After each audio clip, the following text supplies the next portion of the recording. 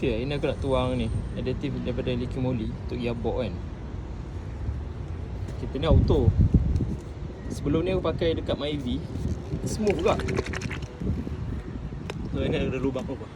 Dia cair je. So letak lah mak. Leleh pula. Dia cair je benda ni. Letak macam tu je. Kat dalam tisu je. Dia meleleh. Dia memang kalau kita pegang dia tak pekat pun.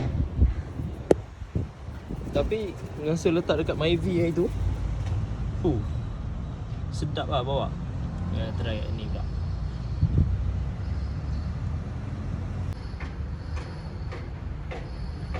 Cair je. Ada balance. Okay, tu je lah